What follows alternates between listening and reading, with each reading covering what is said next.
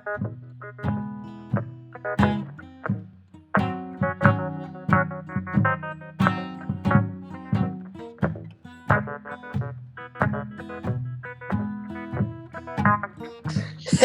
bienvenue au podcast de la semaine! Qu'est-ce que tu regardes? Ouais, là, on change de décennie, on est rendu épisode 80. Aïe, aïe! Okay. Déjà, les hate teas? On arrive. Arnache! C'était écœurant. Ouais. Une belle semaine de film, Ben? Une petite semaine, parce que là, j'ai regardé Obi-Wan, mais finalement, ça va se décaler un autre jour. Fait que j'ai comme 3 films cette semaine. OK. Dont 2 déceptions. Un que j'ai été très déçu, mais que j'ai quand même du plaisir. Un que j'ai pas aimé, puis un que j'ai beaucoup aimé, mais avec des petites réserves pareilles. T'sais. Aïe, aïe! Qu'est-ce que tu... Ouais, petite semaine, moi aussi, j'ai aucune grosse nouveauté de la semaine. Je sais que je vous ai habitué à vous parler des nouveautés directes, toute la kit. Mais là, c'est ça, j'ai été occupé les dernières semaines. J'ai pas été au cinéma dernièrement. Je compte y aller sûrement ce soir, cette semaine. Fait que prochain épisode, vous allez avoir plusieurs nouveautés. Je vous en fais la promesse. Puis là, j'espère que je vais pas trahir ma promesse, mais regarde. Regarde, tu vas comme tu le sens. Hein?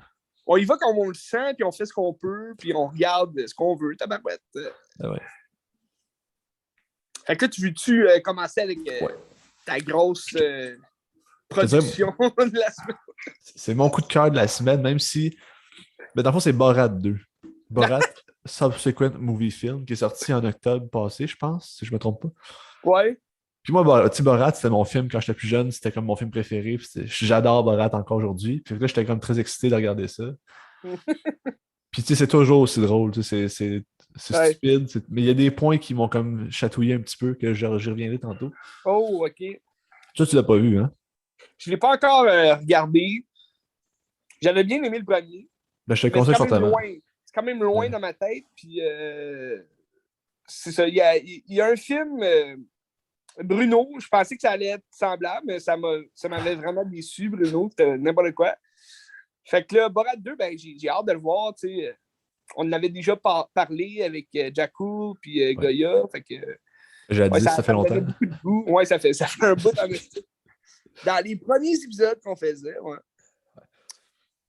Ben, je te le conseille fortement parce que c'est. Moi, j'ai aimé pareil. Qu'est-ce qui est drôle, c'est vraiment drôle pour elle. Ah ouais, ben, il est dans ma liste, ça, c'est évident. Mais dans le fond, c'est Borat qui. Tu sais, là, il était au Kazakhstan, il est venu au Kazakhstan, puis il est devenu comme la risée au pays. Personne l'aime. Tout le monde l'haït parce que il a comme humilié le Kazakhstan, puis là, personne n'aime le Kazakhstan. Fait que là, sa mission, c'est de retourner aux États-Unis pour aller donner un cadeau à Mike Pence pour que Donald Trump aime le Kazakhstan. Puis tu sais, là, ils s'en vont là-bas. Puis le cadeau qu'il va donner, c'est un singe. Là, finalement, le singe se fait manger par la fille de Borat. Là, il cherche qu'est-ce que les hommes dirigeants de pays aiment. Tu sais, ces hommes riches blancs-là, ils aiment ça. Tu sais, puis il dit ah, ben, ils aiment ça, eux autres, les petites filles. Fait que là, il essaie de donner sa petite fille en cadeau pour aider sa madouée. C'est peut-être des pédophiles. Tu sais. Puis ça, c'est vraiment drôle. Sauf que, tu sais, Borat, il est quasiment jamais là. C'est souvent sa fille, c'est Maria Bakalova qui la joue aussi. Ouais. Qui vole le show, c'est elle qui fait à peu près toutes les stunts. Puis Borat, lui, souvent, il est déguisé en autre chose parce qu'il dit si je m'en vais en Borat, le monde me reconnaît, fait que je peux pas faire ça. Tu sais. OK. fait que vu que c'est des vrais stunts, j'imagine que c'est pas écrit cette affaire-là. J'imagine qu'il y a une ligne directrice, mais toutes les entrevues, c'est du vrai monde qui n'a aucune idée, puis des affaires comme ça. Là. Ouais, ben, il me semble que j'avais vu, c'est ça, le behind the scene, là, comment ils ont fait le film. Là. Je pense que c'était vraiment plus, c'est ça, typique, du genre les gags, là, les espèces de jackass. Là. Ben, tu sais, justement, à la fin. Aussi, à la fin, t'as parce que Mike Pence, il était comme fâché, fait qu'il est parti. Puis t'as Rudy Giuliani, qui est l'avocat de Donald Trump. À la fin, sa jeune fille se fait passer pour une journaliste, puis il prend une entrevue avec lui. Puis sûrement qu'il lui, il savait pas c'était qui, puis il savait pas c'était quoi. Fait que là, ils parlent ensemble. Puis t'as juste Borat qui arrive avec un micro pour savoir si le son est correct, parce qu'il veut sauver sa fille. Il veut pas qu'elle se sacrifie pour ça. Là, je suis en train de voler les punchs, mais c'est pas grave. Ça va être drôle pareil. Ouais, sorti que ça fait quand même un bout. Là, fait que... Puis la fille l'amène dans une chambre. Tu vois, il est comme en train de déshabiller les culottes, puis tout. Mais tu sais, c'est pas une scène écrite, là. Le gars, il fait ça pour vrai. Comme si c'était un pédophile. Puis c'est comme si tu l'exposes comme pédophile. Même si tout le monde sait que c'est des pédophiles. Puis tu sais, t'as plein de références à Jeffrey Epstein, des affaires comme ça. Tu sais. Ouais.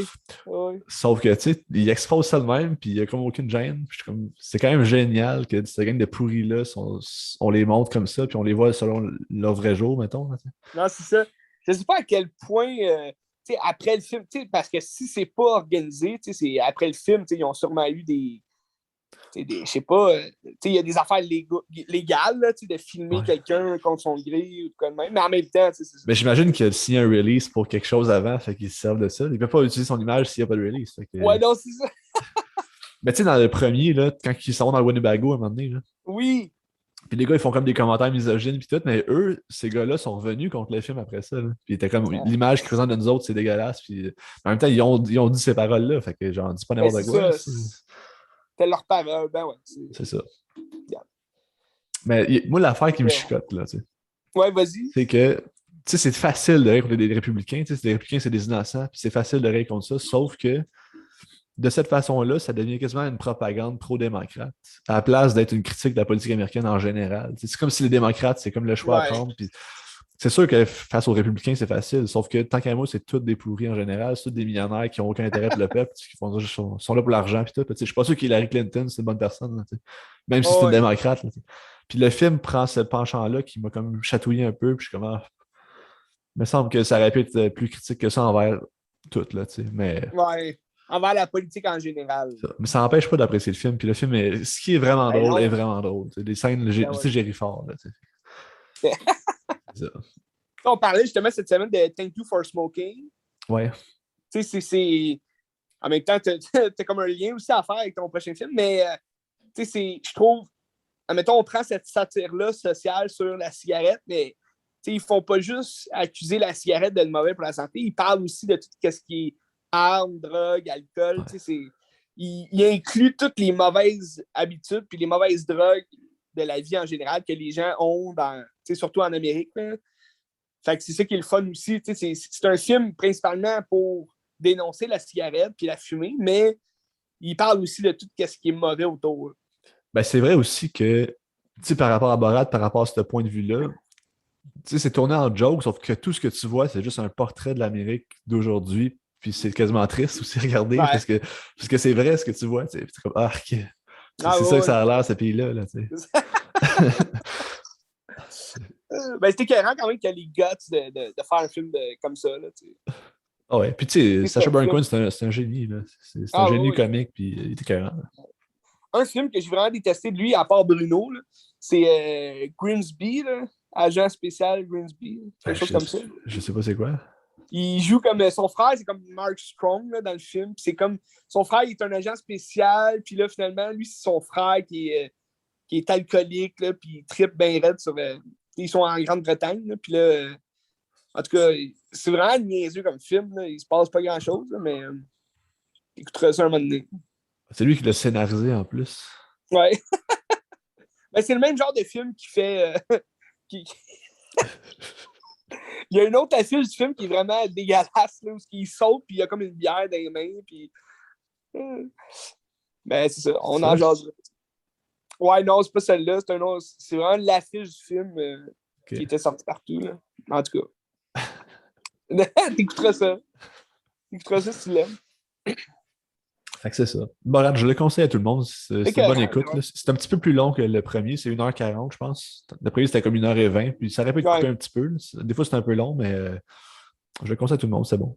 Mais je pense que c'est plus politique quand même. Hein? C'est vraiment de parler des républicains. Là. Ouais, ben, c'est ça. Oui, c'est quasiment une campagne anti-républicaine aussi. C'est ça.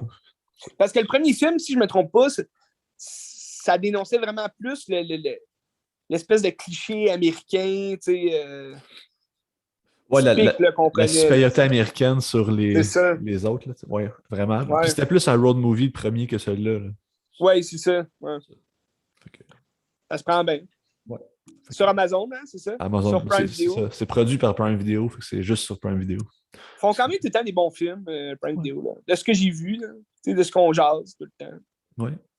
C'est dommage qu'ils ne sortent pas en DVD ou quelque chose comme ça, parce que ça aurait valu la peine.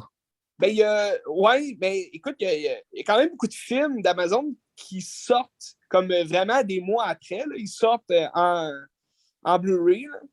Fait que on sait jamais, peut-être que Borat va sortir à un moment donné. Mais je ne sais pas à quel point, ceux qui sortent en DVD, c'est-tu, mettons, des productions, des maisons de production reliées qui ont dit ah, nous, on veut le sortir quand même. Fait que, peut-être que Borat, vu que c'est fait comme spécialement par Amazon. En tout cas, on fait ce qu'on peut, puis. That's it. Moi, j'ai quand même quelques films à jaser cette semaine, dont un bloc que je vais te parler d'un réalisateur que j'apprécie quand même beaucoup. Fait beaucoup de films qui me restent en mémoire, puis que ça a quand même marqué l'histoire du cinéma, dans le sens que l'histoire hollywoodienne là, du cinéma, on s'entend. Un réalisateur qui est mort récemment, Wolfgang Peterson. Ah oui? Oui, on l'a peu jasé, mais en fait, je pense qu'il est mort, ça fait peut-être 2 semaines. Puis, j'ai même pas vu passer ça. Ouais, Wolfgang Peterson. Il est mort quand même assez vieux, je pense, fin 70, là, début 80 peut-être. Là. Puis, on le connaît surtout pour un de ses plus grands. Pardon? Das Boot. Oui, c'est ça. Ou un de ses récents grands succès. Ben, récent, ouais, ça fait quand même presque 20 ans, là, mais Troie. Ouais. Troie, qui est quand même un film assez populaire, tu sais. Même si niveau historique, c'était vraiment pas bien coté, mais tu sais, Brad Pitt, Achille, toute l'équipe. Quand même, ça reste un bon film. Moi, je le connais surtout pour The Perfect Storm, que j'aime depuis que je suis tout jeune. Perfect Storm, qui est un film avec George Clooney, Mark Wahlberg. C'est comme John C. Reilly. John C. Reilly, ouais. C'est comme 5 pêcheurs qui s'en vont. C'est comme le temps des espagons, il est fini, mais là, ils décident quand même de reprendre la vague, puis de continuer, faire un autre voyage de pêche pour quelques semaines. Puis là, ils ont comme une espèce de. George Clooney, qui est le capitaine, il a comme une espèce de mission. Puis là, il sait que dans ce coin-là, ils vont avoir plein de poissons. Puis là, ils vont être riches. C'est comme le dernier voyage de pêche à faire avant la saison morte. T'sais. Puis là, il décide d'y aller. Puis finalement, ben, il y a une tempête, où est-ce qu'ils s'en vont. Puis là, c'est comme le seul bateau qui a décidé de partir là. Fait que, ils sont comme pognés dans la tempête. Puis c'est vraiment un bon film catastrophe. Là, c'est ça que t'as regardé? Aussi, là. Pardon? C'est ça que t'as regardé? Ben, je l'ai vu cette semaine. Okay. Parce que je l'ai en Blu-ray. Puis, mais sinon, c'est parce qu'en même temps, je trouvais ça bon à faire un lien.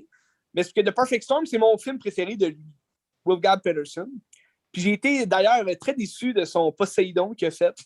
Poséidon, il est sorti en 2006, je pense, si je ne me trompe pas. Oui. C'est un remake du film Poséidon qu'on connaît. Mais c'était vraiment pas bon, là, son remake qu'il a fait. Là. Je comprends pas comment il a fait ça. Là. C'est quoi le film Poséidon qu'on connaît? Je sais pas c'est quoi. Ah, t'as jamais vu Poséidon? Ben, Poséidon, c'est un vieux film des années, je pense, début 80. Il y a Michael Caine, il me semble, qui joue dedans aussi. Là. Mais Poséidon, c'est un film en plus en 2 parties, il me semble. C'est comme 2 longs films. Un long film. Puis, dans le fond, Poséidon, c'est un navire, un bateau de croisière mais énorme qui s'appelle le Poséidon. Puis, c'est le Nouvel An. Fait qu'il y a beaucoup de gens qui fêtent sur ce bateau de croisière-là. Puis, il y a une gigantesque vague qui le fait chavirer. Fait que là, le bateau de croisière tourne à l'envers. Puis là, il y a comme quelques survivants que, ils ont trouvé comme un échappatoire, si tu veux, là, après le revirement de bateau. Puis là, il y a plein de morts, là, tout le monde est mort. Mais là, les survivants, eux autres, ils essayent de trouver la sortie vers, dans le fond, la coque du bateau là, pour sortir puis appeler à l'aide toute l'équipe. Fait que là, c'est comme... c'est bourré d'embûches. Il y a des gens, des survivants qui meurent sur le chemin de la sortie. Fait que c'est un film aventure là, qui sont pognés dans le paquebot. Puis là, il faut qu'ils sortent. C'est quand même bon. C'est très bon, le vieux film, là, je parle. Excellent. C'est ce que tu dis sur Poseidon Adventure, c'est le premier en 1972 avec Gene Hackman. Puis on a fait un deuxième Beyond de Poseidon Adventure en 1979 avec Michael Caine. Ouais, non, je parle du premier, moi. C'est ça. OK. Ouais, je parle du premier en 72, c'est ça. Tu sais, ça paraît vieux, là, quand tu le regardes, c'est vieux, là, mais je trouve l'histoire, c'est ça, l'aventure du Poséidon. Hein. The Adventure of Poseidon. Mais là, ils ont fait un remake qui s'appelait juste Poseidon en 2006. Puis, tu sais, le film, tu sais, le premier film, il dure comme 4 heures. Là, tu sais, je te dis, c'est comme un film en 2 parties. Puis, le remake qu'ils ont fait, il dure comme 1 heure et demie, là, quelque chose comme ça. Puis, tu sais, c'est vraiment. C'est fait cheap un peu. Là. Il y a Kurt Russell, il y a des gros noms. Là. Kurt Russell qui joue dedans. Il y avait tout pour être un bon film, mais finalement, ça passe un peu inaperçu. Là. C'est pour ça que tu n'en as jamais entendu parler, Ben. Surtout que les films en 2006, on ne se rappelle pas d'aucun film en 2006. Il n'y a comme rien qui est sorti vraiment gros en 2006. Là. Non, c'est ça. Exact. Mais tout ça pour dire, c'est ça. Wolfgang Petersen, Perfect Storm, c'est mon film préféré parce que c'est ce côté. À la fin, c'est vraiment comme. Parce que ça, c'est vraiment une aventure sur mer. Là. Fait que moi, j'adore ça. Là, puis, c'est de savoir est-ce qu'ils vont survivre, est-ce qu'ils vont mourir. Ça fait un peu penser à Rafale Blanche, que je t'ai déjà parlé. Là, avec Jeff Bridges. Ouais, je t'ai parlé de ça. C'est quand même un bout. Là. Mais en anglais, c'est The White.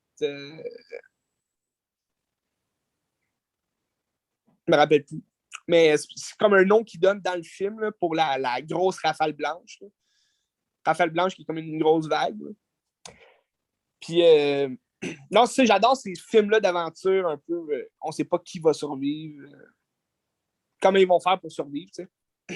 Puis The Perfect Storm, ben, c'est ça, c'est les pêcheurs qui essayent de combattre ça, l'espèce de tempête que.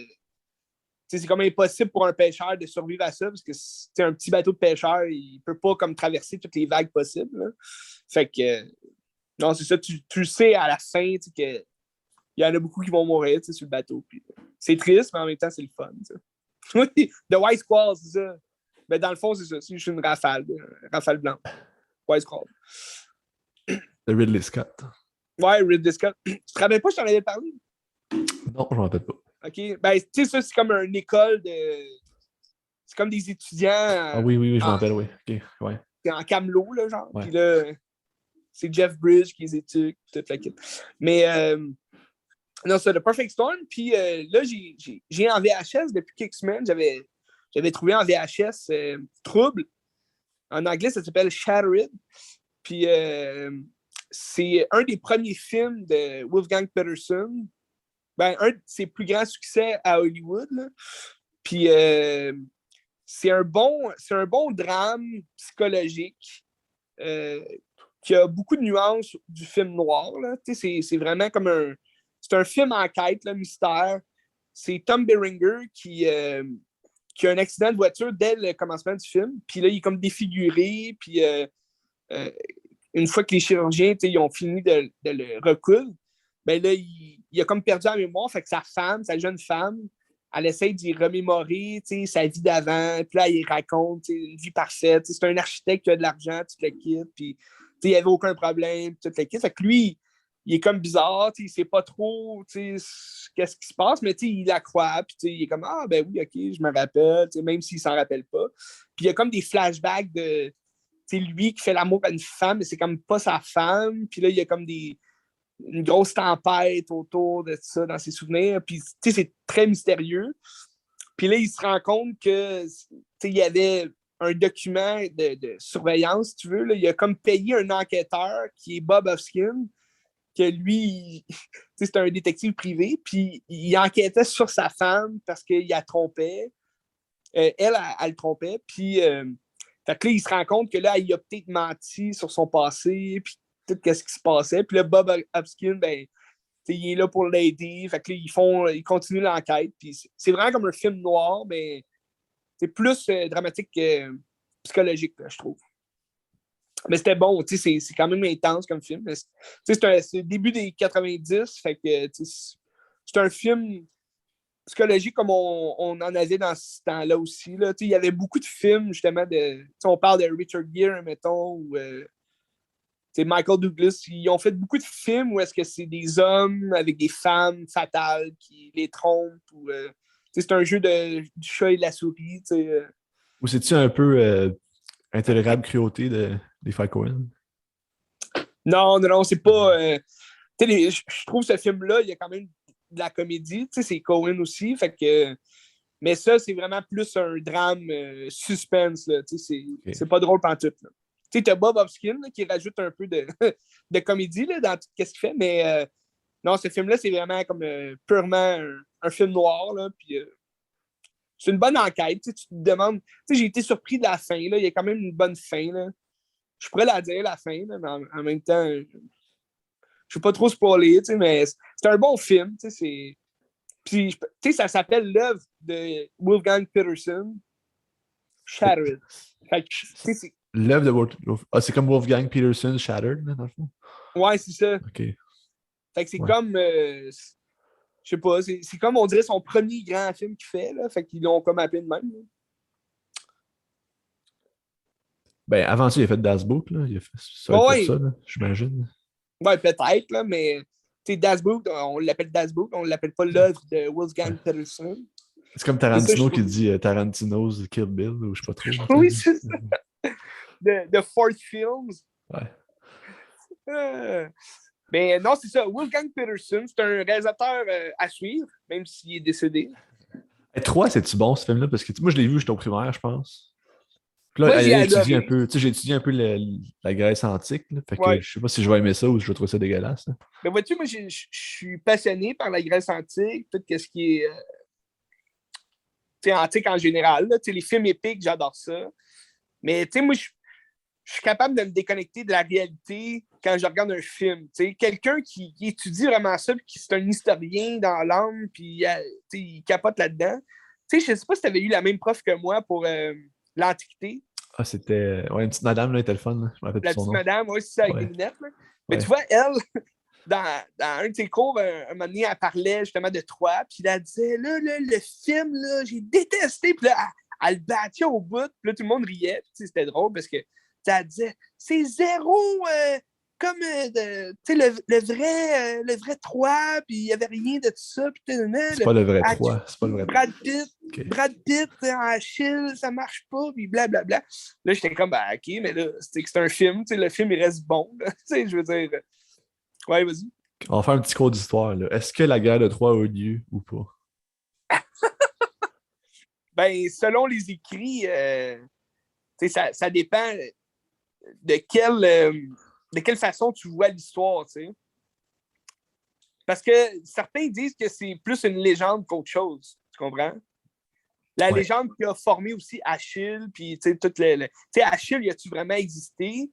On aurait des preuves que oui, mais que ce serait pas non plus le vrai guerrier qu'on connaît, comme dans le film, justement, 3, qui, c'est Brad Pitt qui est le Achille, le héros, tu sais. OK, là, je vais aller avec d'autres choses. Selon ce que j'ai vu, la guerre de Troie n'aurait jamais eu lieu parce qu'il n'y a jamais trouvé de traces archéologiques. Pour une guerre de cette ampleur-là, c'est impossible qu'il n'y ait aucune trace archéologique. Dans le fond, les écrits d'Homère... C'est une grosse guerre, là. Ben, c'était énorme, là, tu sais. Puis, tu sais, les écrits d'Homère, ils ont été écrits des années 800. Puis ça se passe en 1200 à peu près. Ouais. Fait que c'est 400 ans après. C'est ça. Puis, entre ces deux temps-là, il ne se passait rien. Il n'y avait pas de source écrite, je pense, ou d'affaires comme ça. Fait que non seulement ça n'a pas existé parce qu'ils n'ont pas de ça, mais les écrits d'Homère permettent de comprendre ce qui s'est passé un peu ou comment les gens vivaient à cette époque-là, vu qu'on n'a aucune source à peu près. Là. Ouais. C'est à ça que ça sert. Mais la guerre de Troie n'aurait probablement jamais existé. Fait que ça resterait une légende, tu sais. C'est un mythe. C'est un mythe qui forge le héros qui est Achille, puis tu sais, Hélène de Troie aussi, tu sais, elle a tu vraiment, tu sais, fini sa vie avec Paris, tu sais, Paris, là. On sait pas. T'sais, on le sait pas, on le saura peut-être jamais, tu sais. Mais, attends. Quoi je voulais dire? Je me rappelle plus. Ah, mais tu sais, dans le fond, c'est comme si on lisait une fiction d'aujourd'hui dans 200 ans. On se dit c'est le même qui vivait. On écoute Star Wars, ils vivaient le même à l'époque. Mais non, mais c'est pas ça. Sauf que dans Star Wars, tu comprends certaines manières que la politique fonctionne, certaines choses de la société ou comme n'importe quelle œuvre aujourd'hui. Tu sais, je pense que c'est ça la force. Là. Fait que c'est ça. Mais tu sais, il y en a aussi le mythe du héros, justement, de Achille. Tu sais, c'est qu'il serait sûrement un demi-dieu aussi à quelque part. Tu sais. Fait que tu sais, c'est Hercule, y a-tu vraiment vécu? Tu sais, non. Tu sais, Hercule, c'est un demi-dieu qui a le pouvoir du tonnerre, tu sais, de son père. Fait que qui a la force, tu sais, d'un dieu, mais tu sais, il n'a jamais vécu, là, lui. Ouais. Fait qu'Achille, oui, on a un talon d'Achille. Tout le monde a un talon d'Achille. Puis aussi, non seulement ça, mais Homer aurait probablement jamais existé parce que mettons, l'Iliade puis l'Odyssée, l'écart entre les deux, c'est comme trop d'années. Fait que ce serait impossible qu'il ait écrit les deux avec l'âge qu'il avait. Puis je pense que les deux textes ont quand même des styles d'écriture assez différents, qui fait que c'est peu probable qu'il existe pour vrai Homer. C'était écœurant. Mais Homer, tu le verrais comment s'il avait existé? Tu le verrais-tu chauve avec une face jaune puis comme un genre de. un beigne dans la gueule. Mais j'adore l'Odyssée d'Homer. Ouais. Fait qu'en tout cas, petit cours d'histoire rapide. Là. Ben, l'histoire, moi, ça me fascine. J'adore ça. Puis j'aime encore mieux, justement, les mythes et légendes. T'sais. Fait que moi, j'aime croire que c'est un mythe. T'sais. Puis dans ce sens-là, tu regardes le film, puis on s'en calait justement si les monuments qui sont présentés ne sont pas de la même époque. T'sais. Ouais, alors, je comprends ce que tu veux dire. Mais c'est un peu comme 300. Mettons, quand tu regardes 300, ça fait aucun sens, sauf que. Ben non. Ça fait du sens. T'as pas de noir, elle n'existait pas dans ce temps-là. T'sais. Puis tu sais, les Perses, là, il a l'air comme des gobelins dégueulasses. T'sais. Sauf que ça fait du sens dans le sens où que c'est raconté par un gars, puis la manière qu'il raconte, c'est comme si c'était des méchants qui n'avaient aucun sens, puis c'était magnifique. Ça fait que ça fait du sens que tu vois à l'écran pareil, même si c'est ridicule par rapport à l'histoire. Exactement. Le mythe, la légende. C'est ça. Sauf la guerre persique, Persian Wars, c'est la guerre médique, ça a existé pour vrai. T'sais. Ben oui. Ben, il y a des preuves aussi à l'appui. T'sais. Oui, c'est ça. Mais moi, le film 3, moi, je te le conseillerais. C'est une belle aventure. C'est un bon film à regarder. Il est long. Moi, j'adore ça, les films longs, épiques. Puis, ça vient un peu à rechercher. Je sais que tu avais plus ou moins trippé sur Braveheart. Là. Ouais. Mais Braveheart, c'est basé sur les écrits. Là, puis l'histoire de William Wallace. Mais, oui, vas-y. Je veux juste renchérir. J'ai pas plus ou moins trippé. J'ai détesté Braveheart. j'ai trouvé ça pourri. Ben, tu vois, moi, je l'ai aimé. Moi, c'est un film que j'aime. C'est sûr que je l'aime pas autant, mettons, que Gladiator.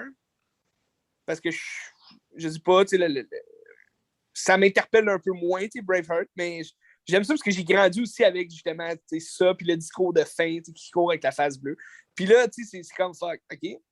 Mais 3, tu le regardes, puis c'est un film qui rentre vraiment dans ce genre de film-là. C'est un film épique que tu regardes, puis c'est juste plaisant à regarder, puis c'est le fun. Puis je pense que tu vas vraiment plus aimer que Braveheart. Là.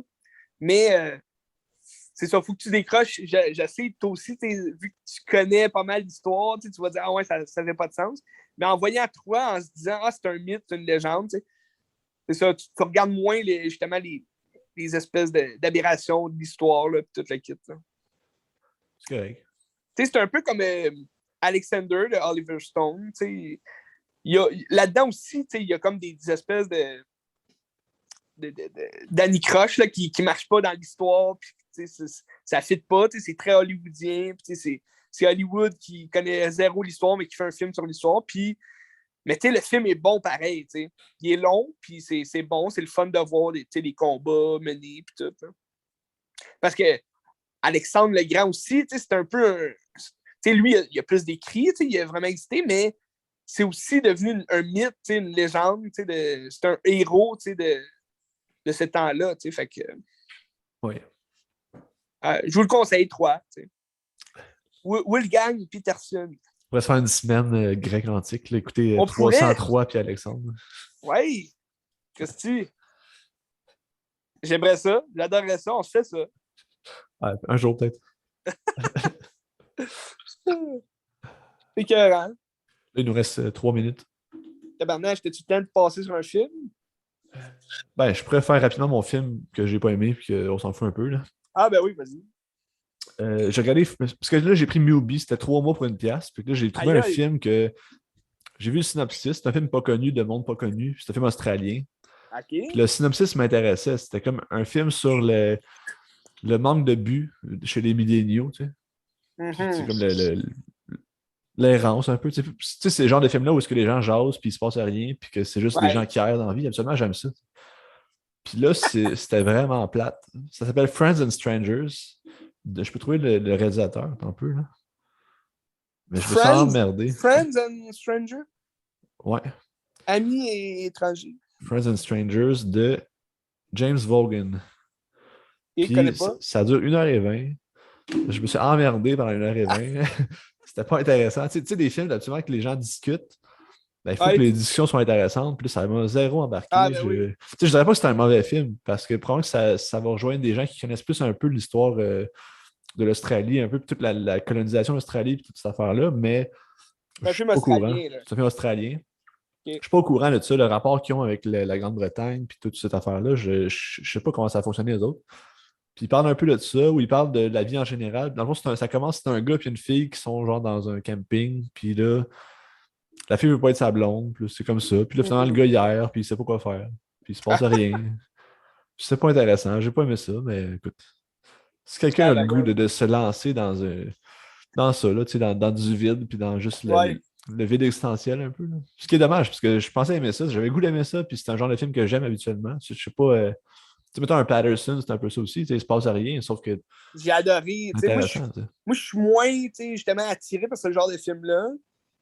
Mais souvent, j'ai des belles surprises parce que justement, je suis pas attiré, mais je regarde. Mettons, je suis obligé de regarder un film. Là, je le regarde. Je suis jamais obligé de rien, Ben. Mais je m'oblige à regarder un film que, mettons, toi, tu me conseilles, tu dis, hey, tu vas aimer ça. Tu sais, Patterson, ben là, j'étais à Cannes, tu sais, fait que j'avais pas le choix d'écouter des films qui ne m'attiraient pas du premier regard. Mais j'adorais Adam Driver déjà là. Fait que je me disais, ah, ben, ça peut pas être mauvais. Puis Jim Jarmusch, je l'aime aussi. Fait que, tu sais, c'est vraiment un film qui est bon, tu sais, même s'il se passe à rien, puis que, tu sais, si je suis un gars vraiment, tu sais, il est mou, puis, tu sais, hier dans la vie de tous les jours, c'est un poète, tu sais. Fait que, tu sais, j'ai adoré ça. Mais il y a des films comme ça que, justement, tu as une belle surprise, c'est bon. T'as d'autres films que, ouais, il se passe rien, c'est plate. Ils essayent de faire de quoi, mais ça marche pas. Aussi, mettons, je pense à la trilogie Before de Richard Linklater, tu sais, où que c'est juste Ah ouais, Ethan Hawke puis Julie Delpy qui marchent quelque part, puis qui discutent, puis les discussions sont palpitantes, puis t'embarques, c'est puis ça. t'as de l'émotion, tandis que là, c'était fucking Ouais, fret. T'embarques pas, les personnages sont pas intéressants, puis c'est ça. Pas c'est aimé ça. ça. Ben, ça arrive, tu sais. Ouais. Tu le conseillerais à qui, ce film-là? Ben écoute, si quelqu'un a le goût de se lancer, allez-y. Là, c'est juste 1h20, c'est pas trop long. Mais toi, je te le conseille fortement pas. C'est ça. Je pensais que tu allais dire je te le conseille, j'étais là, ok, Ben, bon, je le mets Mais sur ma sur, liste. mais sur Peut-être Mubi, dans il y a 10 vraiment ans. des belles œuvres. J'ai regardé une couple de courts-métrages aussi. Une soirée, j'étais fatigué. Je me suis dit, je vais regarder comme 4, 5, 6, 7 courts-métrages qu'il y avait. Une note de 5 minutes puis une note de 20 minutes, mettons. Ouais. Je prends parler de deux, mettons, que j'ai beaucoup apprécié. Ben oui, vas-y. C'est souvent des films étrangers. Un, j'ai vu, c'était un film belge qui s'appelle Easter Eggs. C'est de l'animation, ça Ok. dure 11 minutes, je pense. Je vais trouver c'est qui le réalisateur. Ça ressemble un peu à du, comment t'appelles ça, Beavis and Butthead, tu sais, genre deux marrons. Ok, ouais, ouais. Je vais trouver des images un peu, là. Attends. Ah, j'ai juste l'affiche. J'ai pas d'image du film, mais en tout cas. Dans le fond, c'est comme un monsieur chinois qui se suicide dans leur ville.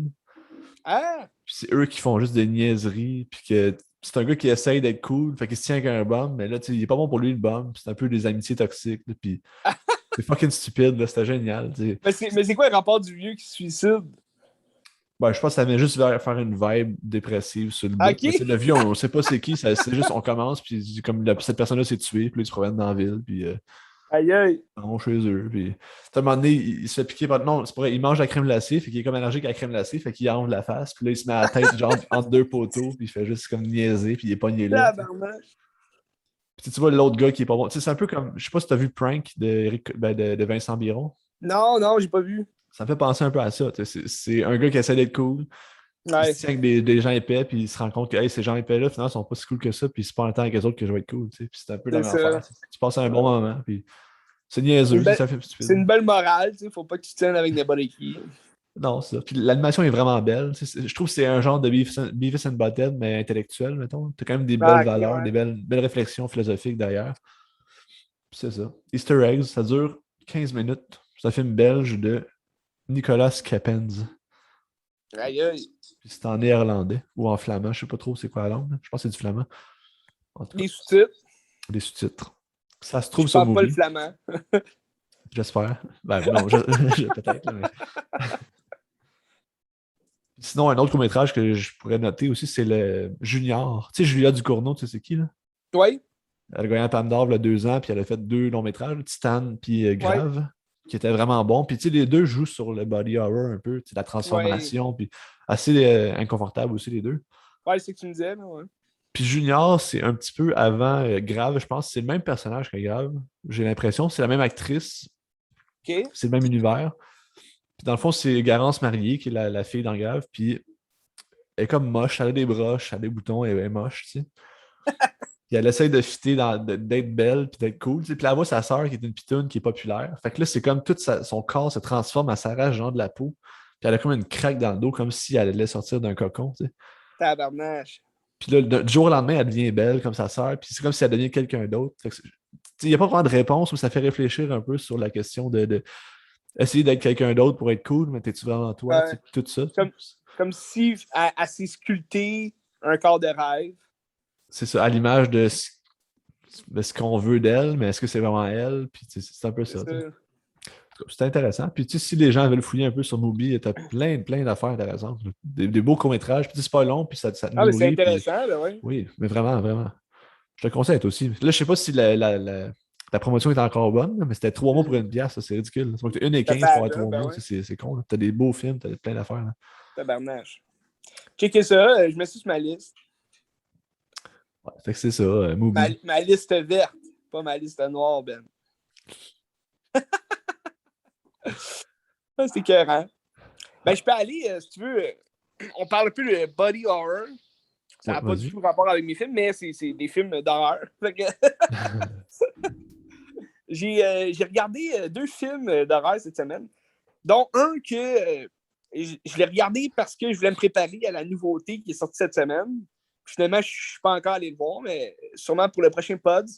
Mais je vous fais un film en lien cette semaine. Comme ça, ça va nous préparer toute la gang pour ce film-là. Dans le fond, j'ai regardé From Dusk Till Dawn de Robert Rodriguez. C'est-tu une co-réalisation de Tarantino ou c'est comme Tarantino au scénario, Rodriguez à la réalisation? Je pense que Tarantino est au scénario puis de production, si je ne me trompe pas. Mais la réalisation, c'est vraiment juste Robert Rodriguez. Puis même, je pense que Tarantino, il n'est même pas dans la production. Je pense qu'il est vraiment juste scénario. Puis scénario léger, là. Mais c'est tout le temps des bons duos qu'ils font là, ensemble, Robert Rodriguez puis Tarantino. T'sais, on a la preuve avec Double Feature, là, Dead Proof puis Planète Terreur. Puis là, dans ce film-là, ben, From Dusk Till Dawn, c'est un film de 1996. Fait que la qualité d'image est belle pour cette époque-là. Puis c'est un style Robert Rodriguez, mais pas la Robert Rodriguez qu'on connaît d'aujourd'hui. Mettons Machete, puis tout ce qu'il a fait. Il y a tout le temps du grain dans son image. C'est tout le temps fait un peu comme un film mexicain vraiment bâclé puis de petit budget. Là. Mais là, ce film-là, c'est vraiment une belle réalisation, je trouve. Puis c'est George Clooney. Dans le fond, l'histoire, c'est George Clooney puis Quentin Tarantino, qui sont 2 frères, cambrioleurs, puis tueurs, puis violeurs. Ben, en fait, c'est Quentin Tarantino, son personnage, là, qui est comme tueur puis violeur de femmes. Puis lui, il a libéré son frère, George Clooney, de prison. Puis là, ils sont comme en fuite. Ils ont volé tout plein de commerces. Puis ça finit tout le temps en couille parce que Quentin Tarantino, il imagine des affaires que les gens ils disent. Puis là, il les tire, puis il les tue parce qu'il dit il allait nous dénoncer, il fallait que je le tue. Fait que là, il y a vraiment un problème dans la tête. Puis dans le fond, le film commence que ils sont déjà comme en fuite. Puis tu vois à la télé que tout le monde les recherche, puis c'est vraiment comme des criminels. Puis là, ils finissent par tomber sur... dans le fond, leur but, c'est d'aller au Mexique. Puis au Mexique, ils ont comme un plan, ils donnent de l'argent à un gars qu'ils connaissent, puis là, ils ont comme des faux papiers, puis ils peuvent partir au Mexique, puis vivre libre, t'sais. Puis dans le fond, là, ça leur prend des otages pour passer la douane, puis être comme infiltrés, si tu veux, là, dans une famille, une voiture normale, pas attirer l'attention. Fait que là, ils trouvent une famille qui est en caravane. Puis c'est Harvey Keitel qui est avec ses 2 enfants. Un fils qui est comme adopté, on dirait, là, il est chinois. Puis un fils de 15 ans. Puis Juliette Lewis qui a comme 16-17 ans. T'sais. Fait que c'est des gros noms quand même, là, comme on connaît des films de Robert Rodriguez, que ça a tout le temps des gros noms. T'sais. Puis Fait que là, ils prennent en otage Harvey Keitel et ses enfants pour passer la douane, toute la kit. Fait que là, une fois passé la douane, ben, il se retrouve là, au bar où est-ce qu'il doit rencontrer la personne qui va les sortir de là, puis il garde les otages. Il dit à Harvey Keitel, on va vous garder jusqu'à ce que on soit vraiment libre, toute la kit. Puis Harvey Keitel, c'est un ancien prêtre. Depuis que sa femme est morte, lui, il ne croit plus en Dieu. Fait que là, il a décidé de lâcher sa job de prêtre puis de partir en vacances avec ses jeunes. Fait que là, il arrive dans un bar, puis c'est un bar vraiment miteux du Mexique. Puis tu as Danny Trejo qui est là comme barman. Puis tu as tous les visages qu'on connaît des films de Robert Rodriguez, là, des Mexicains qui sont, ben, pas des Mexicains vraiment nécessairement, là, mais des noms qu'on connaît de tous ces films qui sont tous dans les films de Robert Rodriguez. Fait que c'est vraiment le fun. T'sais. T'as Salma Hayek aussi qui fait une danseuse de ce bar-là, parce que c'est un bar de dans, ça s'appelle le Twisty Titties. Fait que c'est un bar de danseuses, là, fait qu'il y a beaucoup de danseuses nues. Puis là, le film commence à partir de là. Mais ça fait comme 1 heure que le film a commencé, là, mais l'histoire principale commence là. Puis c'est un film de 1h45 environ. Là. Fait que tu as comme 40 minutes où est-ce que là, c'est le carnage qui commence, puis tu te rends compte que c'est un bar de vampires. Fait que là, tu as Salma Hayek, qui elle joue comme une danseuse parfaite. Là, Salma Hayek, elle a un critique de corps, puis tout le kit.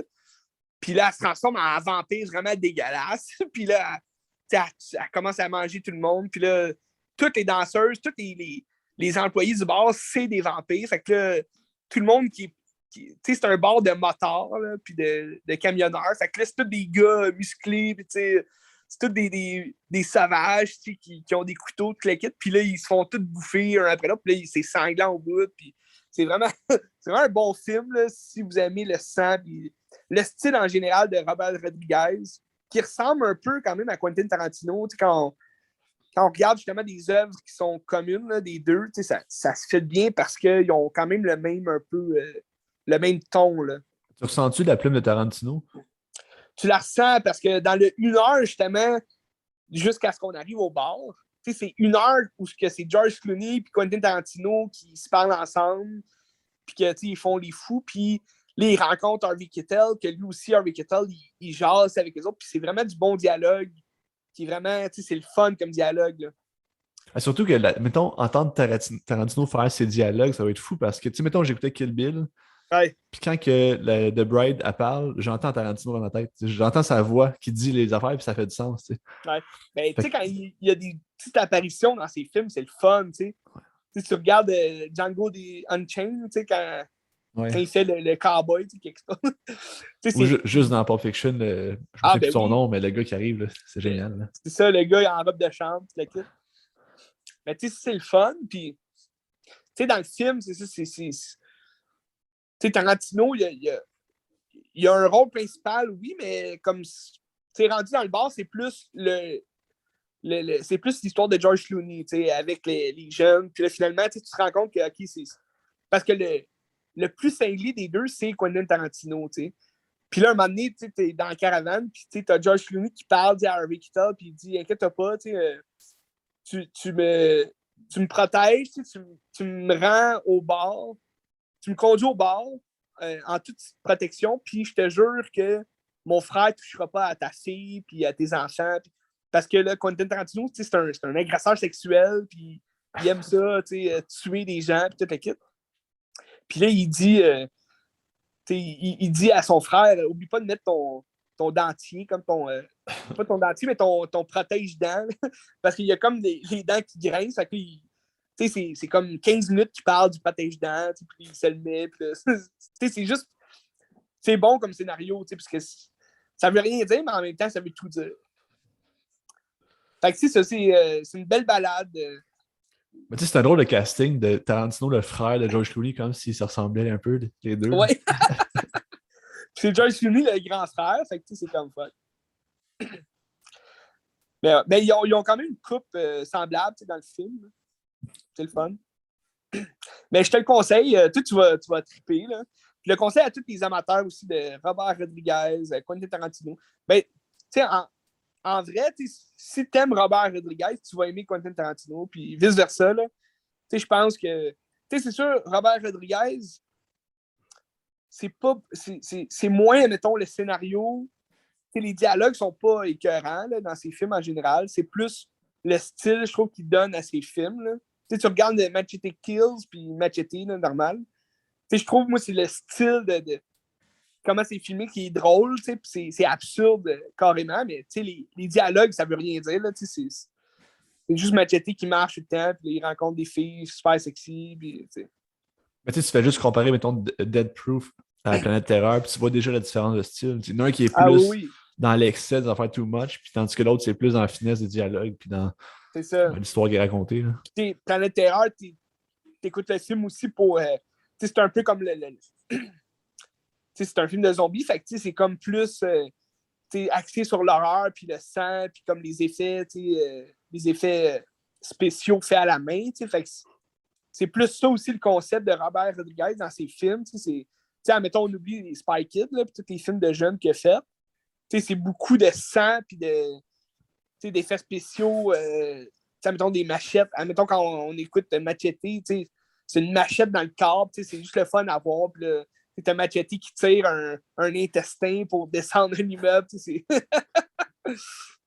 juste plaisant. Puis From Dusk Till Dawn, c'est un bon film. Je te dirais pas que les suites, je pense que j'ai vu le 2 une seule fois. C'est vraiment carrément autre chose. Là, je pense qu'il y en a 3 en tout. Puis les 2 suites, c'est pas Robert Rodriguez. Là, puis c'est pas les mêmes acteurs. Puis c'est vraiment niaiseux comme film. Là. Mais le premier, c'est l'original. Puis c'est excellent. Je pense... je ne sais pas si c'est Netflix qui l'a fait, mais sur Netflix, il y a une série From Dusk Till Dawn. Je ne l'ai jamais écouté, mais je me rappelle, mon cousin, il m'avait dit que c'était quand même bon.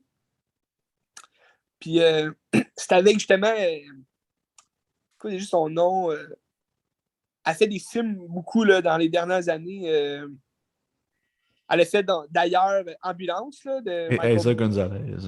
Oui, c'est ça, elle. Elle a l'air de jouer le personnage de Salma Hayek du film. Là, fait que j'imagine que c'est une vampire. Mais j'ai pas écouté la série, je pense qu'il y a 3 saisons. Le gars, ça dit créateur Robert Rodriguez, mais j'imagine que c'est juste comme l'idée originale, mais je sais pas. Là. Ouais, c'est ça. Peut-être qu'il a travaillé sur le scénario aussi. Là. Ouais. Mais ça a l'air intéressant. Je vais sûrement me faire ça à un moment donné. Netflix, c'est toujours intéressant, mais je sais pas si c'est une production de Netflix. Ah, mais le gars, il est réalisateur sur une couple d'épisodes. Il a fait 7 Ouais? épisodes à date, ouais. Ah, dommage. Mais je pense que c'est produit par la maison de El Rey Network. Là. Ok, C'est-tu ouais. Robert Rodriguez, ça? Ou peut-être pas, là, mais en tout cas, je sais pas. Non, Robert Rodriguez, c'est Troublemaker, je pense. OK. Bon, en tout cas, je sais pas c'est quoi El Rey Network, mais probablement Netflix a acheté ça de là. Ok. Ben, c'est ça. C'est juste pour vous informer qu'il y a une série par rapport à ça. Puis, tu sais, j'imagine que c'est plus moderne aussi. Tu sais, ils ont fait ça. Tu sais, les effets spéciaux, j'imagine que ça va ressembler un peu plus à de quoi de vampire de moderne. C'est pas comme un ton à Buffy contre les vampires. D'ailleurs, si vous aimez les vampires, Buffy contre les vampires, c'est une très bonne série. La série que je préfère de vampires. L'as-tu déjà vu, Ben? Ma mère, elle écoutait ça quand j'étais jeune. Fait que oui, je l'ai déjà vu, mais je me rappelle pas. Là. Ouais, c'est nos mères, il y avait comme notre âge aujourd'hui quand ça jouait. Fait que, c'est comme fuck. Non, il n'y a peut-être pas notre âge, mais. Mais quasiment. Un petit peu plus quasiment, vieux. là, mais bref, ça c'était bon. Puis ils ont fait un dérivé aussi, le Angel. Là. C'est comme c'est le vampire, comme le chum de Buffy, là, en tout cas. Mais c'est vraiment que moi, je suis un grand fan de vampires. Puis c'est pour ça que moi, j'avais écouté justement From Dusk Till Dawn parce que la nouveauté de cette semaine, une des nouveautés cette semaine, c'était The Invitation, qu'on parle depuis quelques épisodes. Là. Puis j'ai quand même vraiment hâte de voir ce film-là parce que je trouve que ça a l'air intéressant, côté vampire. Je trouve que ça a comme un peu d'esthétique à la Interview with Vampire avec Tom Cruise puis Brad Pitt en vampire. Fait que ça a l'air intéressant. À suivre. À suivre, je vous en parle la semaine prochaine. Puis j'avais écouté aussi, je voulais te parler d'un autre film d'horreur là, que j'avais écouté cette semaine. Puis ça ressemble pas mal parce que ça se passe aussi dans un bar. Puis ça n'a pas rapport avec les vampires, mais c'est comme des créatures monstrueuses. J'ai regardé Feast. Feast, c'est quoi? C'est un film de 2005. Puis j'avais souvent vu l'image du film, mais j'avais jamais vu le film. Puis, puis j'ai appris à la fin du film. Ben, je vais t'expliquer le scénario du film. Dans le fond, c'est un film vraiment court, là, 1h30, genre. Puis, ouais, c'est ça. Puis c'est vraiment, c'est un bon film, là, mais tu sais, comme, c'est vraiment parodique un peu de film d'horreur, très sanglant. Puis, tu sais, ça commence le film que t'es direct dans le bar. Puis là, ça te présente plusieurs personnages avec une description, tu sais, mettons, tu vois le barman, que là, ça dit le vieux, tu sais, puis là, tu sais, son nom, c'est comme le vieux. Puis là, ça dit comme une description de comment il mourrait, tu sais, dans un film d'horreur, mettons. Puis, tu sais, qu'est-ce qu'il fait dans la vie, barman, tu sais, toute l'équipe, veuve. Puis là, il va mourir vraiment horriblement dans 70 minutes, tu sais. Puis là, il passe à un autre gars qui est comme en chaise roulante. Puis ils disent la roulette, tu sais. Puis là, c'est comme jeune délinquant, vendeur de dope, puis oh, on tue pas les handicapés, tu sais. C'est une autre description à chaque personnage. Puis il y a comme 10-12 personnages dans le bar. Fait que là, le début, ça commence direct de même. Fait que c'est quand même long, là, le début, mais c'est le fun, parce que là, tu lis la description. Puis t'as le gros boss là, du bar, il s'appelle le boss. Puis là, ça dit, il va crever, lui, c'est sûr. Des affaires de même. Puis, fait que là, c'est intéressant. Puis là, t'as tous les codes, justement, du film d'horreur, du film comme de monstres, là, comme ça. Tu sais, que, mettons, le personnage qui s'appelle le héros, tu sais, t'as le héros puis t'as l'héroïne, qui est comme le couple, tu sais, de héros. Puis, le héros, c'est comme le premier à se faire bouffer la tête, genre, puis, tu sais, c'est très sanglant, puis là, il y a plein de sang qui revole dans tout le bar, puis là, les gens capotent, puis tu sais, ça commence direct de même, là, tu sais, le héros, il rentre dans le bar, puis il dit « Hey, faut vous barricader, il y a des monstres affreux dehors, puis là, il y a quelqu'un qui dit « Ok, puis t'es qui, toi? » Puis il dit « Ben, je suis là pour vous aider. » Puis là, il y a comme la description du héros, genre, puis c'est comme, il va survivre jusqu'à la fin, puis là, finalement, il se fait bouffer direct, tu sais, la tête. Tu sais, c'est juste pour briser les codes du film d'horreur qu'on connaît, genre, puis moi, j'ai adoré ça. Puis tout au long du film, ben, c'est ça, c'est juste la gang de personnes, d'inconnus, là, qui se retrouvent dans le bar, puis ils sont tous là, puis ils savent pas c'est quoi dehors, c'est comme des monstres vraiment dégueulasses, puis ils veulent juste fourrer en plus, là. Les monstres fourrent ensemble, puis là, à un moment donné, ils fourrent une fille, genre, dans la bouche, puis là, elle a plein de sperme sur elle, c'est vraiment dégueulasse. Ah, vas-y, t'avais une question? Mais tu dis que ça a déconstruit les codes de l'horreur, mais c'est produit par Wes Craven. Oui, c'est ça. Mais ça, je ne savais pas. Puis à la fin du film, quand j'ai vu justement le générique, parce que dedans, tu as Jason Mewes qui joue un petit rôle. Là, il meurt dès le début, là, mais Jason Mewes qui joue Jay dans Jay and Silent Bob. Puis là, je me suis dit, c'est peut-être Kevin Smith qui produit le film, comment. Mais lui, il n'est pas là, mais tu as comme producteur exécutif de Ben Affleck, Matt Damon, puis Wes Craven. C'est vraiment bizarre là, comme production. C'est fucké. En tout cas, tu as aussi Harvey Weinstein. Fait que ça on le dit pas, mais c'est quand même lui qui l'a produit. Puis non, c'est un drôle de. C'est un drôle de combo, là, je trouve. C'est Ben Affleck puis Matt Damon, on le sait qu'ils ont souvent travaillé avec Kevin Smith, puis Jay and Silent Bob. Fait que, ça a un lien là, mais justement, dans la déconstruction des codes de l'horreur, Wes Craven, on dirait, il a vraiment comme donné son avis, j'imagine, sur le scénario puis comment faire. Là. Parce que tu as un gars, mettons, dans l'armée qui est dans le bar. Les gars d'armée, il est là pour protéger, servir, puis tout. Mais lui, c'est comme le deuxième à se faire tuer, vraiment facilement. Puis fait que, ça a déconstruit les codes totalement. Puis à la fin, moi, j'étais sûr qu'il allait tout crever, no matter what. Mais à la fin, il y a quand même quelques survivants. Puis c'est le fun quand même comment ça finit là. C'est drôle. Il y a des suites aussi. Je ne sais pas si les suites, il y a les mêmes personnages, là, les mêmes acteurs. Mais il n'y a pas d'acteurs de grand nom. Là. Je pense que une des actrices principales, c'est Krista Allen, quelque chose comme ça. Elle faisait des films érotiques dans le temps. Ouais. Je pense elle a fait des films d'Emmanuel, tu sais, les films qui passaient à Bleu Nuit. Là. Ouais. Fait que elle s'est recyclée en film d'horreur. Parce qu'elle, je me rappelle, elle jouait dans Final Destination 4. Le plus pourri des Final Destination. Elle joue dans Menteur, Menteur. Ah oui, c'est vrai, c'est elle qui veut tout le temps fouler avec Jim Carrey. Ben, je l'ai pas vu, je sais pas. Mais... Ok, t'écouteras ça. Mais tu sais, c'est ça. Elle a des petits rôles comme ça, mais tu sais, dans ce film-là, elle est bonne quand même. Là. Elle fait une mère un peu dépressive. Là. Barmaid, tu sais.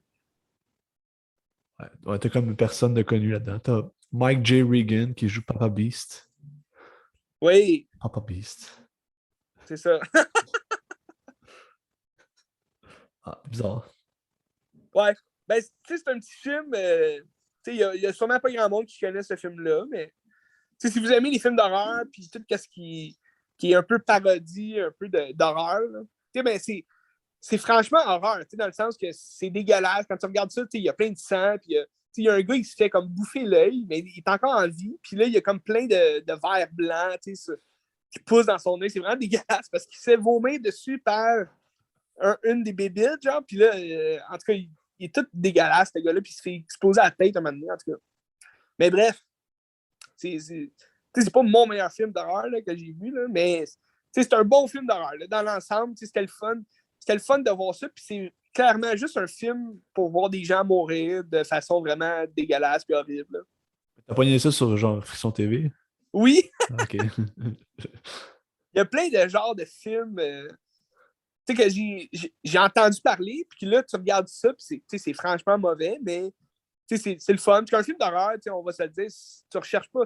Aujourd'hui, oui, tu as les films plus psychologiques, mettons Harry Aster ou Jordan Peele qui vont dire qu'ils font de l'horreur, mais pour moi, ça reste plus des films de suspense psychologique, drame psychologique.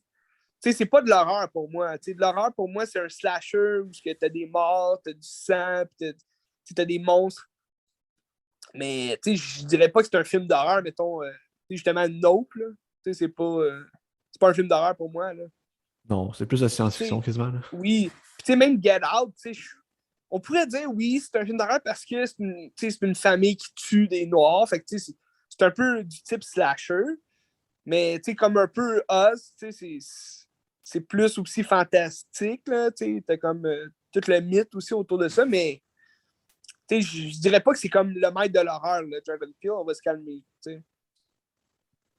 Le maître de l'horreur, c'est Wes Craven, John Carpenter. Nomme-les, sont là. Nomme-les, sont là. Bref, ça conclut mon petit bloc d'horreur de cette semaine. Excellent. Moi, il me reste un film. Moi aussi. Que tu sais c'est quoi. Puis qui c'est Non. de l'horreur comédique, mais qui finalement la comédie n'a pas levé pantoute, là, mais. Puis l'horreur non plus, on va se le dire. Ouais, c'est ça. Dans le fond, j'ai regardé Ghostbusters Afterlife. Aïe aïe. J'avais pas de grandes attentes. Je m'attendais que ce soit pas bon. Puis effectivement, c'était pas très bon. Ouais. Mais tu sais, en rétrospective, j'y pense, je suis comme, ah ben, tu sais, c'est quand même le fun, même si c'était pas bon. Il y a des choses que j'ai quand même appréciées dans le film, même si la majorité des affaires, ça n'a pas de sens avec ce qui s'est fait avant, puis comme l'esprit de l'original, mettons. Tu sais. Ah ben oui.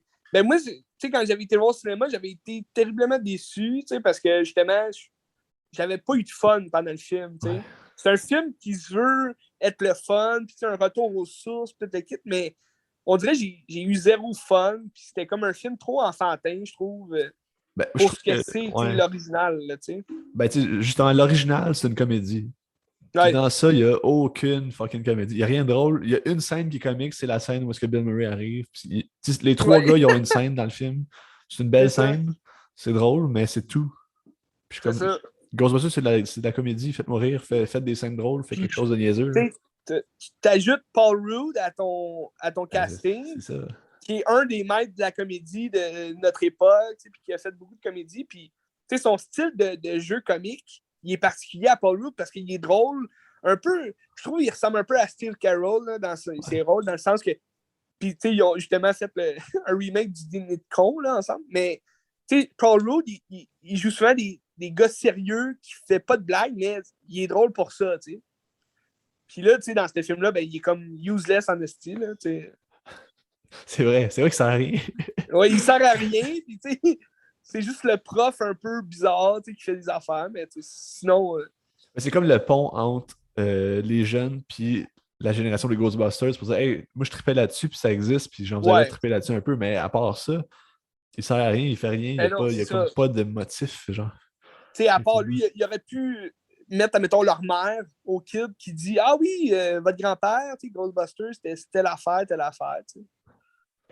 Mais en tout cas, moi, je trouve que c'est une mauvaise décision comme d'intégrer des jeunes dans cette histoire-là. Je comprends aussi l'espèce d'héritage qu'ils veulent laisser, puis comme l'espèce de pont qu'ils font, justement, comme tu dis, entre les vieux puis comme les petits-enfants des vieux. Mais je trouve qu'il aurait dû, comme, je sais pas, les petits-enfants, admettons, ça aurait pu être justement les enfants des personnages qui sont plus vieux, puis que là, ils reprennent le flambeau de leur père, quelque chose comme ça. Mais... Ben, je trouve que tu ressens bien la passation du pouvoir entre Ivan Reitman et Jason Reitman, justement. T'sais. Je sais Ouais. pas si Jason Reitman, quand il était jeune, il était comme un peu irrité par ce film-là parce que c'était comme trop gros pour. Ben, je sais pas, là, je connais pas ça. Là. Mais on dirait que je ressens ça, tu sais. Ouais. C'est comme si les jeunes n'étaient pas au courant de ce que l'autre avait fait. Puis là, c'est comme si au fur et à mesure, plus qu'il vieillit, il découvre un peu ce que son père a fait. Puis c'est comme si c'est magnifié. Puis là, il tombe là-dedans après ça. Je l'ai ressenti comme ça un peu. Je sais pas si c'était ça qu'il voulait faire. Là. Comprends-tu ce que je veux Ouais. dire? Non, je comprends. Je comprends, puis en même temps, c'est le fun de revoir les originaux, puis... Ouais. Mais les commentaires que je lis aussi, c'est juste hey, t'as aimé ça dans le premier, mais check ça, on va te le montrer. Mais sans que ça serve à rien, c'est juste hey, j'ai vu ça. Ça me rappelle le premier, puis c'est tout. C'est ça. Parce qu'ils ont quand même. L'histoire de base, c'est quand même juste un revive de tout le premier film. Là, dans le fond, c'est la même chose. C'est un requel. Là, dans le fond, c'est la même histoire, le même monstre. Moi, j'aurais aimé ça, un nouveau monstre, une espèce de. Une nouvelle chose qui nous fait comme redevenir en amour avec justement ce concept-là du Goldbuster. Ouais. Les petits marshmallows, c'était le fun, mais c'est un beau rappel, mais en même temps, on l'a déjà vu. Ça sert à rien. C'est ça. La scène où est-ce que le combat final, où est-ce que tu vois Aaron Ramis qui revient, ça c'était quand même beau, c'était un bel hommage. Ouais. Mais outre ça, c'est comme ok. Ouais. C'est ça. Ouais, non. Mais c'est aussi le concept. Moi, je trouve que quand tu fais un film de jeunes comme ça, on dirait, je sais pas, c'est peut-être parce que je suis rendu plus vieux, mais quand on était jeune, on écoutait, mettons, Casper, des films de jeunes qui prenaient des décisions, puis qui allaient en aventure, puis c'était le fun, puis ça avait l'air réaliste. Mais dans ce film-là, on dirait, la petite fille, elle trouve les guns des Ghostbusters, puis elle tire avec, puis comme c'est un peu, ils sont dans le char, puis là, hop, par surprise, elle sort dehors, puis là, elle est capable de tirer partout. Puis, ouais. C'est un peu trop vite fait, puis c'est comme un peu trop facile, là, tu sais. Mais je sais pas si l'intention d'aller chercher un public plus jeune a mené à ça, puis en même temps, mettre tous les gens d'Easter egg pour rallier comme les fans, mais ça sert à personne au final. T'sais. Ben, c'est ça, tu sais, t'as comme. Tu sais, les jeunes, oui, ils vont se voir dans les personnages qui sont plus jeunes. Puis, tu sais, t'as aussi le Mike de Stranger Things, tu sais, qui. Les jeunes les connaissent et qui vont dire ah, je l'aime cet acteur-là, tu sais, mais en même temps, d'un autre côté, eux autres, les jeunes, ils s'en foutent là, des petits insides qu'ils font pour. Ouais, puis les vieux, en même temps, ils vont dire ah, ben là, ça me déçoit, ils gâchent le meilleur film que j'ai vu quand j'étais jeune, tu sais. Fait que c'est un peu, tu sais, c'est ça. Comme tu dis, ça sert à rien, mais en même temps, des deux côtés, il y a comme du contraste, là, je trouve. Ouais. Mais là, on s'en va avec ça, là, tu sais, ils vont en faire un autre qui sort en décembre 2023. Là, Sony a révélé qu'elle allait avoir une suite encore.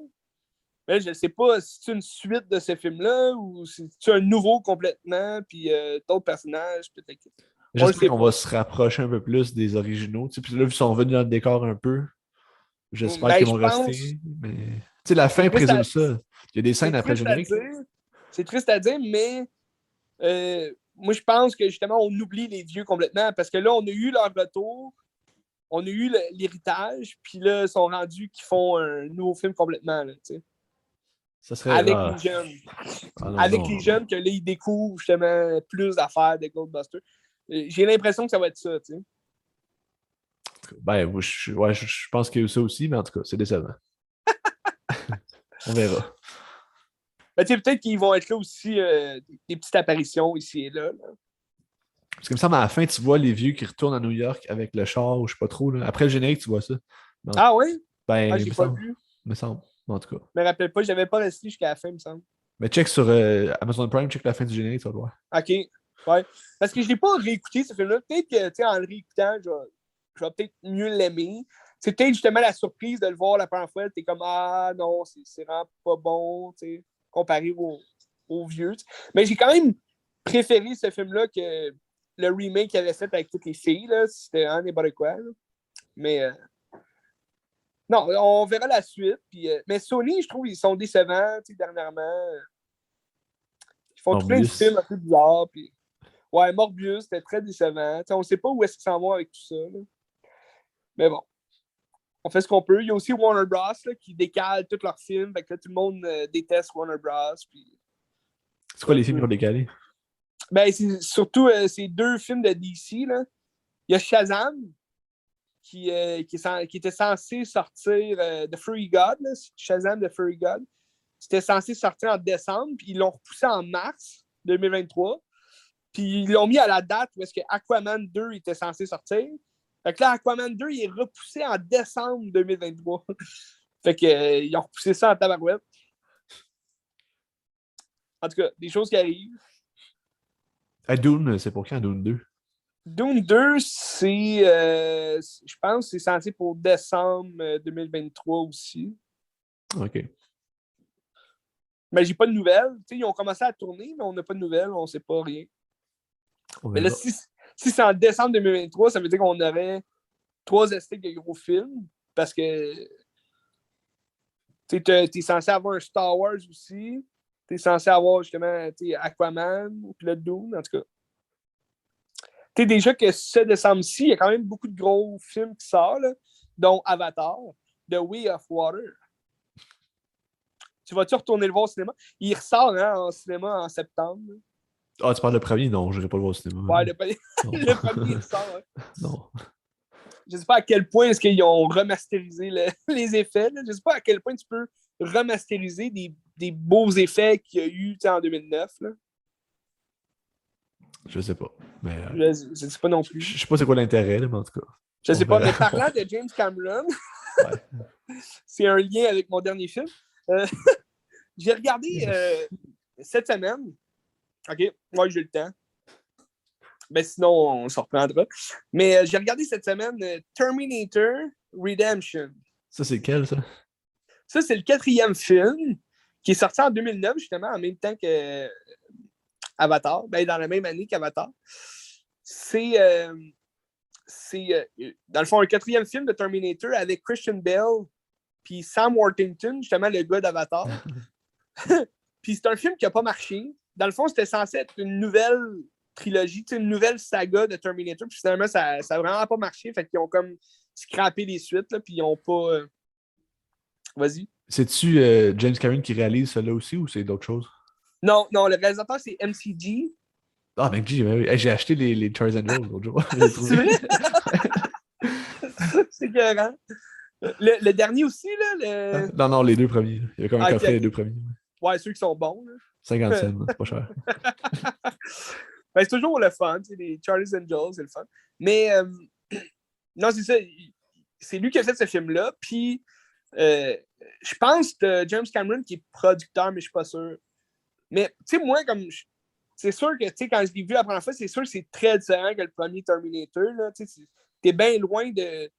Tu sais, le premier Terminator, c'est pratiquement un film d'horreur, là, un peu, science-fiction. On parlait la semaine passée de Alien un peu, puis de Predator.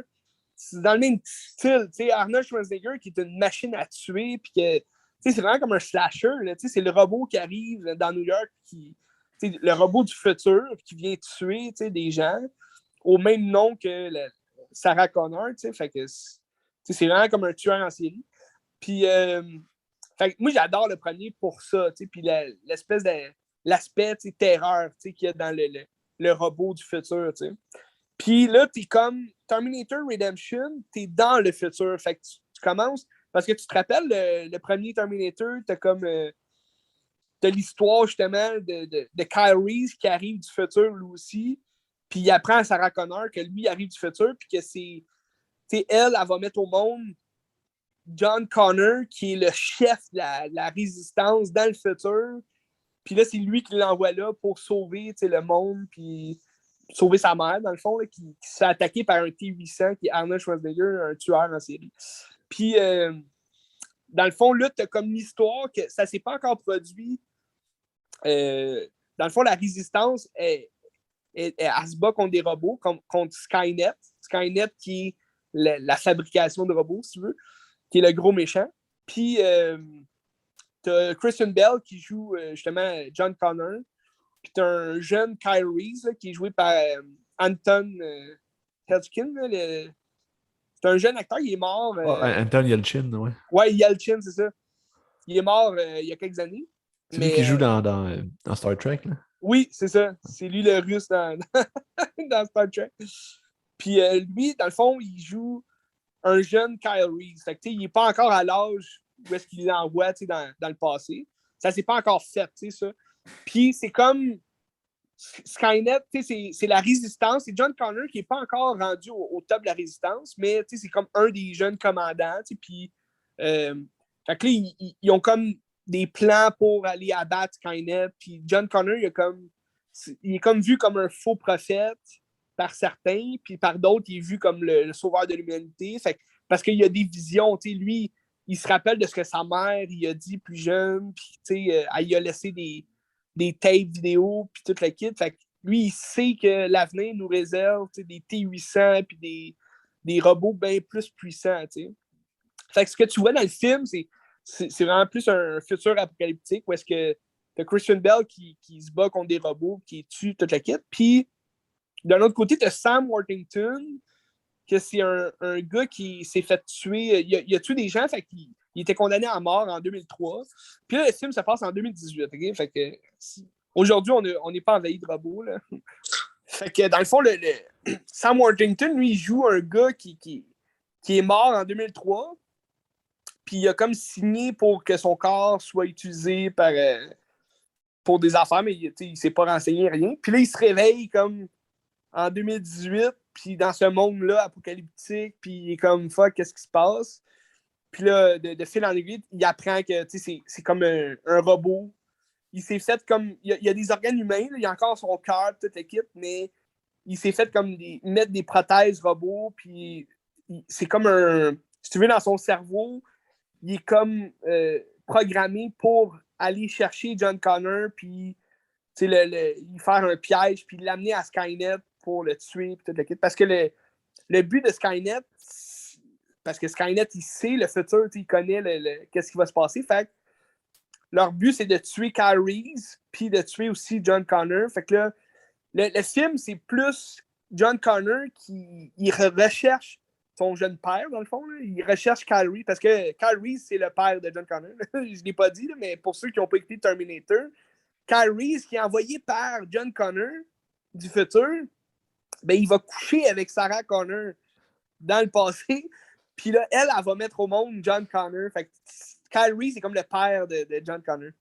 Puis, c'est quand même fucké là, comme affaire. Mais dans le fond, là, ce qui va se passer, c'est que là, John Connor, il essaie de retrouver Kyle Reese. Puis Kyle Reese, lui, il aide le personnage de Sam Worthington. Mais au moment où est-ce que Sam Worthington, il ne sait pas là, que c'est un robot, dans le fond, là, que c'est comme un espion pour Skynet.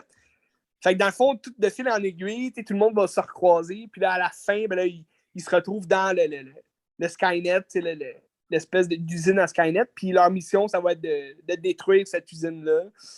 Mais tu sais, le film, tu sens qu'il cherche un peu un point central à l'histoire. Tu sais, le point central, c'est vraiment plus John Connor qui est comme le prophète, si tu veux, qui est comme destiné à tuer Skynet. Mais tu suis un peu plus l'histoire de Sam Worthington, puis son personnage, puis avec Kyle Reese. Fait que t'as beaucoup de personnages là-dedans, puis t'essaies de trouver un Champs-Élysées, comme on dit. Mais, tu sais, moi, j'aurais aimé ça voir une suite à ce film-là, parce qu'à la fin, ils réussissent leur mission, mais ça se poursuit quand même, parce que ce qui s'est passé, ça efface pas le passé, dans le sens que à la fin, ils combattent un T-800 là, qui est comme Arnold, mais c'est CGI, là, c'est pas vraiment Arnold. Là. Dans ce temps-là, il était encore, je pense, gouverneur. Là, fait que il était plus acteur, mais tu vois un T-800 qui est comme le premier T-800 fait. Fait que c'est un beau rappel à Arnold, tout le kit. Puis, t'as comme Christian Bale, que c'est un vieux John Connor, mais il se rappelle du T-800 de Terminator 2, vu que t'avais un jeune John Connor là, dans Terminator 2. Fait que c'est plaisant à voir, mais à la fin, c'est une porte ouverte sur une suite qui était sûrement censée avoir lieu, puis finalement, ben, ils ont scrappé ça. J'aurais aimé ça, j'aurais été curieux quand même de voir une suite à ça. Parce que les effets spéciaux étaient quand même bons. Là. C'est 2009, mais c'est pas les effets spéciaux non plus à la Avatar, là, on s'entend, là, mais ça avait quand même du chien. J'imagine que les budgets, c'est pas les mêmes non plus. Non, c'est ça. J'imagine qu'ils ont eu un plus petit budget. Là. Ouais, mais ouais, j'ose croire.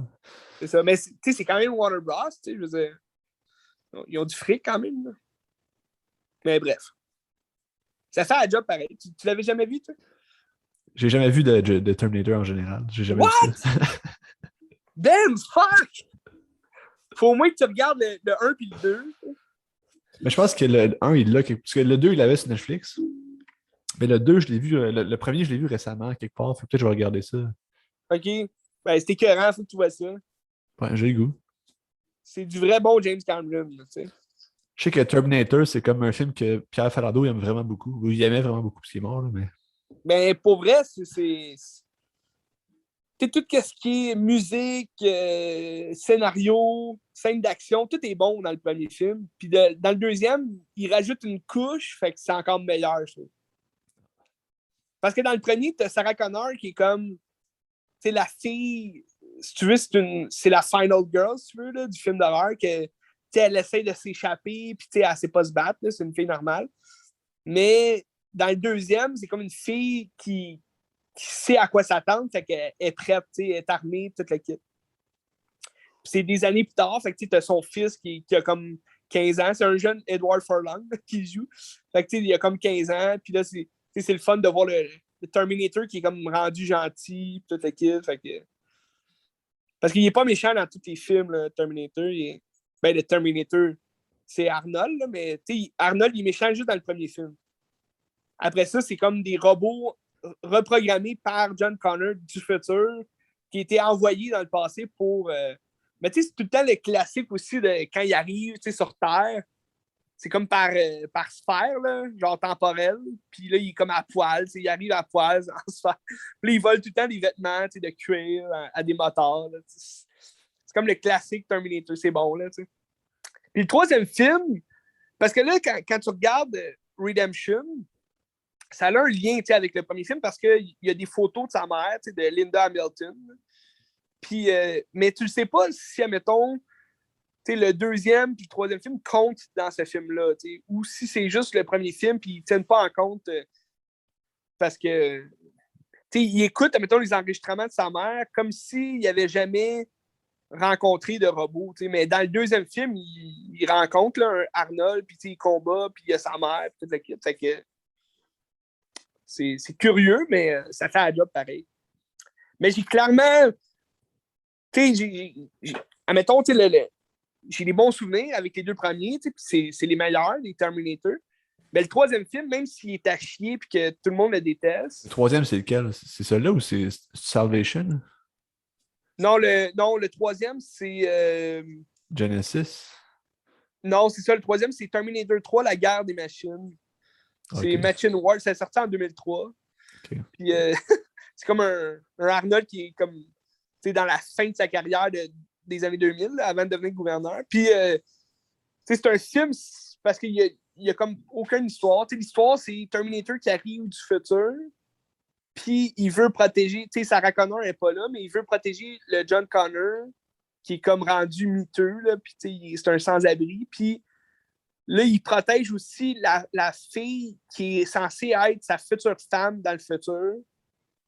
Puis, fait que là, il les protège d'une fille Terminator qui arrive, puis c'est comme une top modèle là, qui ajoute. Fait que C'est une fille Terminator, mais elle a comme le même pouvoir, si tu veux, que le T-1000 du deuxième, là, qui est Robert Patrick. Là.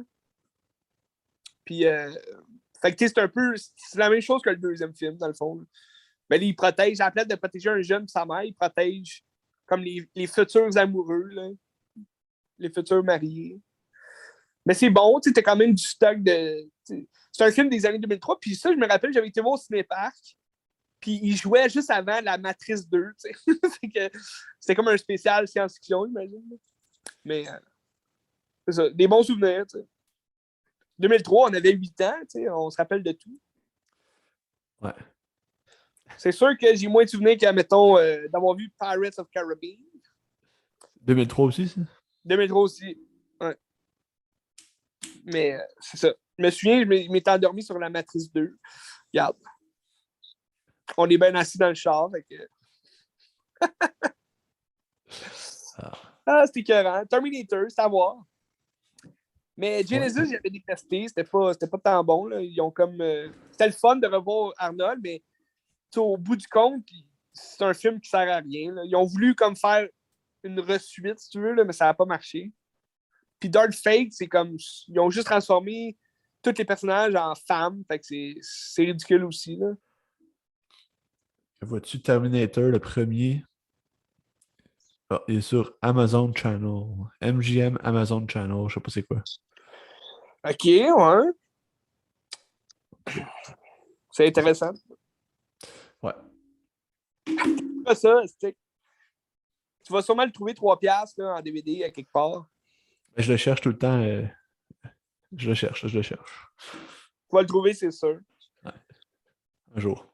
Un jour. Bref, qu'est-ce que tu regardes pour la semaine prochaine? Ben là, si tu me dis Everything Everywhere All at Once, moi je devrais le recevoir en début de semaine. Fait que je vais moi je l'ai regarder ça avec toi. commencé, puis je vais finir ça, là, c'est sûr. Fait que je vais checker ça avec toi. OK. Ben tu sais, avec Mubi, mais j'ai plein d'affaires sur Mubi. Ouais. Ça.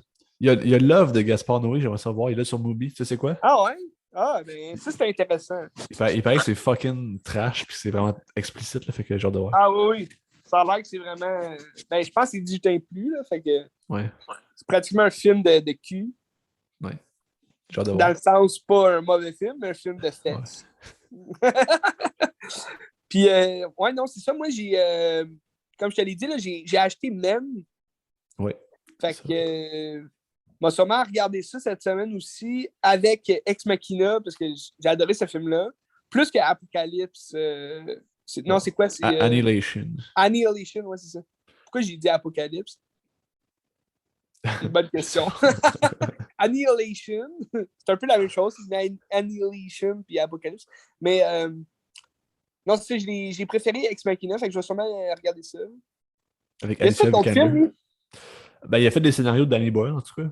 Une couple. Tu sais, les 28 ouais. jours, 28 jours plus tard, c'est lui. Il a fait Sunshine. OK. Il me semble un autre, mais je ne me rappelle pas. Tu sens la vibe un peu aussi, tu sais, des scénarios, justement. J'ai hâte de voir Man, ça a l'air un peu fucké, là. The Beach. Ah, The Beach, OK, de Danny Boyle, OK. Ouais. Des bons films. C'est comme les meilleurs films de Danny Boyle, je trouve. Là. C'est sûr, le milieu millionnaire, j'aime aussi. Là. Ouais. On est tous millionnaires, puis on est tous pouilleux aussi en même temps. Mais sinon, cinéma, c'est le temps du cinéma. Je vais sûrement aller voir des Invitations. The aussi... Beast. The Beast. Non, je n'irai pas. Non, je n'irai pas voir The Beast, mais l'autre film, l'autre nouveauté de cette semaine, je parle pas de After. Oh, ouais. Je parle de 3000 Years Longing. Fait que 3000 ans à t'attendre. C'est le nouveau film de George Miller avec Idris Elba et Tilda Swinton. Ça a l'air intéressant. Fait que je vais sûrement regarder aussi Mad Max Fury Road pour me mettre un peu dedans. On va regarder ça, Ben. En plus, j'avais le goût de le regarder récemment. Peut-être que je vais regarder ça avec toi. Ça va être intéressant. Oui. Mais selon l'annonce de 3000 ans à t'attendre, je voyais des liens avec justement Mad Max, puis comme l'espèce de monde fantaisiste là, qui nous a apporté. Puis, mais là, j'ai vu que c'était comme déconseillé aux jeunes enfants seulement. Fait que je me dis, ça va être moins trash que des Fury Road. Puis... Parce que c'est un scénario qui peut tout se passer. Dans le fond, c'est Idris Elba qui joue un génie. Là, fait que il exauce des vœux. On sait tous que les vœux les plus populaires, c'est être millionnaire, avoir du sexe, puis vivre comme un dieu. On sait tous que c'est ça les vœux. Ben. Bref, on se parle de ça, le prochain podcast. Peut-être Obi-Wan, là, tu me tiendras au courant. Là, mais... Peut-être Obi-Wan, effectivement. Parce que je l'ai fini et c'est fucking médiocre. Là, juste dire à tout le monde c'est pourri. C'est mauvais. On a hâte d'en jaser. Ça va être le fun.